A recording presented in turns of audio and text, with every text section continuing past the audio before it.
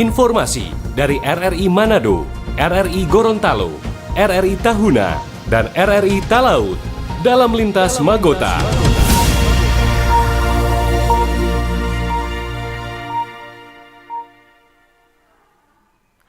Tepat pukul 17 waktu Indonesia Tengah, Radio Republik Indonesia dengan Lintas Berita Magota, Manado, Gorontalo, Tahuna, Talaut.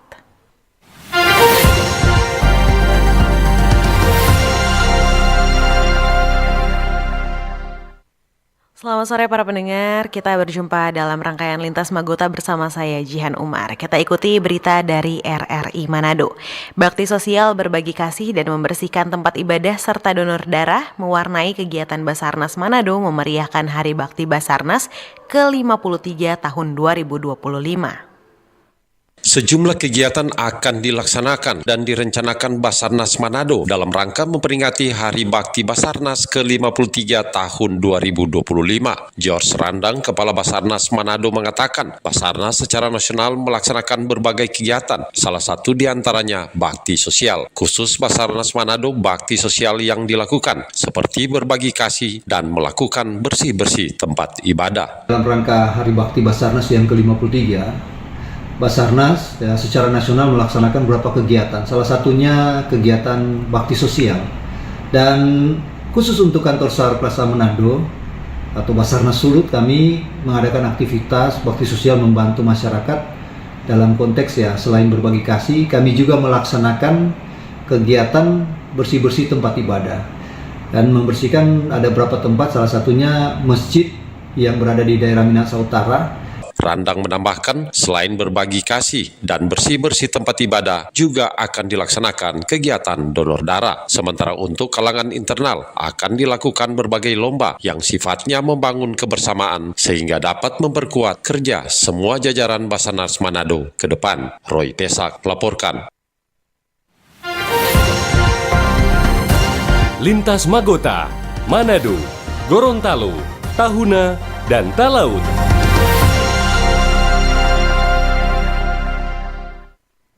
Kita ikuti berita dari RRI Gorontalo. Warga korban banjir Desa Tabumela, Kabupaten Gorontalo antusias melakukan pemeriksaan kesehatan di posko kesehatan yang dibangun Universitas Negeri Gorontalo. Warga Desa Tabumela, Kecamatan Tilango khususnya terdampak banjir bersyukur atas pembukaan posko pelayanan kesehatan di lokasi banjir. Posko tersebut didirikan kerjasama antara Universitas Negeri Gorontalo Bidang Kebencanaan dengan pemerintah Kabupaten Gorontalo dan Bulan Sabit Merah Indonesia. Warga Desa Tabumela Sumarto Akuba kepada RRI kemarin menyampaikan pembukaan posko kesehatan ini sangat dibutuhkan warga yang terdampak banjir dalam menjaga kesehatan warga saat berada di pengungsian. Insya Allah dengan adanya pelayanan ini yang dilaksanakan oleh teman-teman kedokteran bekerjasama dengan BKM Tilango, sangat bisa bermanfaat untuk masyarakat dan masyarakat bisa terjaga kesehatannya hingga banjir ini selesai. Sementara itu, Kepala Dinas Kesehatan Kabupaten Gorontalo Ismail Akase mengungkapkan pelayanan kesehatan ini akan terus dilaksanakan agar kesehatan masyarakat tetap terjaga. Pelayanan kesehatan dilaksanakan secara gratis. Kami dengan datanya tim medis dari UNG ini sangat terbantu, sangat berterima kasih dan masyarakat sangat membutuhkan hal ini. Kita kalau di Kecamatan Tilango kita membuka semua layanan di beberapa posko sesuai dengan kebutuhan dan akan lebih terfokus pada beberapa dusun atau beberapa desa yang memang betul-betul terdampak banjir sehingga pelayanan sejak banjir sampai pasca banjir tetap akan menjadi perhatian kami. Pelayanan kesehatan kepada warga yang terdampak banjir ini tidak hanya dilakukan di posko bencana, tetapi juga terdapat di seluruh pustu yang ada di Kecamatan Tilango. Warga diimbau jika mengalami gejala gangguan kesehatan segera mengunjungi tempat layanan kesehatan yang telah disediakan di lokasi banjir. Dari Gorontalo, Bobi Riawan melaporkan. Kabupaten Bone Bolango tahun ini berusia 22 tahun. Memperingati 22 tahun Kabupaten Bone Bolango adalah momen untuk merefleksikan keberhasilan yang telah diraih dan menyusun langkah ke depan dalam mensejahterakan masyarakat. Tahun ini Kabupaten Bone Bolango telah berusia 22 tahun. Dalam 2 dekade lebih perjalanan Kabupaten Bone Bolango terus tumbuh menjadi daerah yang tidak hanya kaya akan budaya dan keindahan alam, tetapi juga menjadi pusat pembangunan yang memberikan manfaat besar bagi masyarakat. Menurut Asisten 2 Setda Bone Bolango Basir Noho, di usia 22 tahun, Bone Bolango telah menunjukkan berbagai capaian yang patut dibanggakan. Salah satunya adalah kemajuan di sektor infrastruktur. Berbagai infrastruktur telah dibangun pemerintah daerah untuk menjawab kebutuhan masyarakat, memperkuat konektivitas antar desa dan kecamatan. 22 tahun Bone Bolango ini kita memang banyak capaian setelah 2003 Bone Bolango berdiri. Nah, karena itu ini menjadi evaluasi dan juga mempersiapkan transisi dan merefleksi 22 tahun sebelumnya. Di tahun 2025 ini kita di ulang tahun yang ke-22 kita mengambil tema Bone Bolango romantis. Romantis itu adalah akronim dari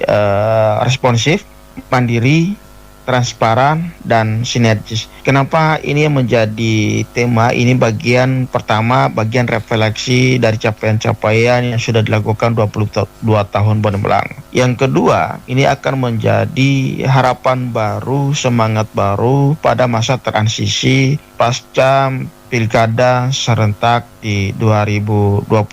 Mau siapapun pemimpinnya, maka di 2025 ini adalah masa transisi sehingga kita mempersiapkan diri menatap ke depan dengan penuh harapan, dengan cita-cita dan semangat tadi. Sementara di bidang ekonomi, sektor pertanian, peternakan, dan perikanan yang menjadi tulang punggung masyarakat terus dikembangkan. Pemerintah daerah bekerja keras mendukung para petani, nelayan, dan pelaku UMKM melalui berbagai program pelatihan sehingga berdampak positif bagi perekonomian daerah. Memperingati 22 tahun Kabupaten Bone Bolango adalah momen untuk merefleksikan keberhasilan yang telah diraih dan menyusun langkah ke depan dalam mensejahterakan masyarakat. Dari Gorontalo, Rusdianita Persatu RRI terus mengudara untuk Indonesia.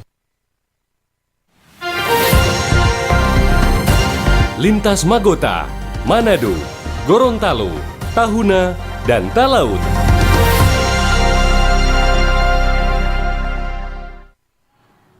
Kita ikuti berita dari RRI Tahuna. Pemda Sangihe pastikan program tol laut untuk menjaga stok kebutuhan terutama pangan. Adanya keluhan dari pengusaha tentang keterlambatan pengangkutan bahan pokok dalam program tol laut mengharuskan pemerintah daerah melakukan inspeksi mendadak atau sidak saat kedatangan kapal logistik Nusantara. Sidak yang dipimpin Asisten 2 Setda Sangihe bersama instansi teknis langsung menanyakan soal adanya keterlambatan pengangkutan yang dilakukan operator dari Surabaya dan Makassar. Kepada wartawan, Gregorius Londo mengatakan pelaksanaan sidak bertujuan untuk mencari tahu letak permasalahan dari proses distribusi ke Sangihe. Menurutnya, kepentingan stok dan pemenuhan kebutuhan, terutama bahan pangan, ini dinilai penting sebab dapat mempengaruhi inflasi dengan kenaikan harga. Kami dari pemerintah daerah harus memastikan bahwa ketersediaan stok yang ada di Sangihe itu harus tetap terjaga dengan disparitas harga yang tetap stabil.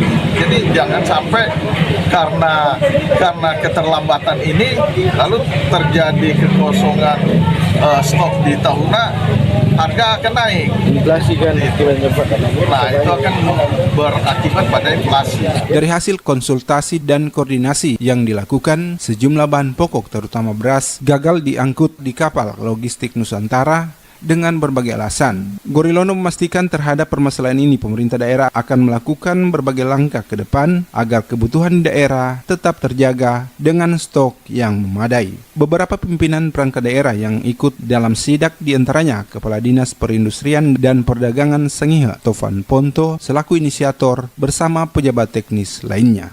Anton Lahube melaporkan.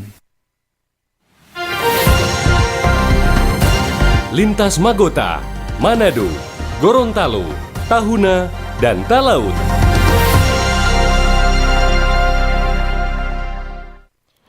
Kita ikuti berita dari RRI Talaut. Keselamatan dalam pelayaran antara pulau menjadi perhatian Dinas Perhubungan Kabupaten Kepulauan.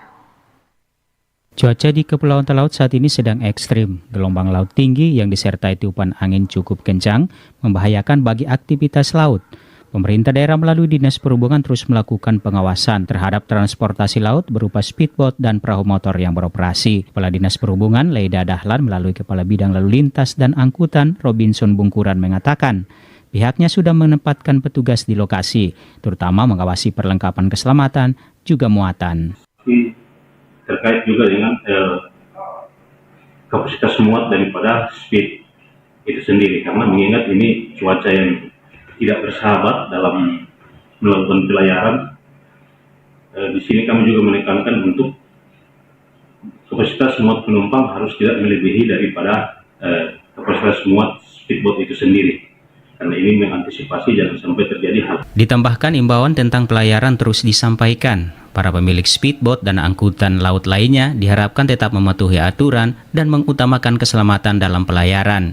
Dari Kabupaten Kepulauan Talaut, Marsuki Mengero terus mengudara untuk Indonesia. Sekian Lintas Magota hari ini 29 Januari 2025 bersama saya Jihan Umar, RRI terus mengudara untuk Indonesia.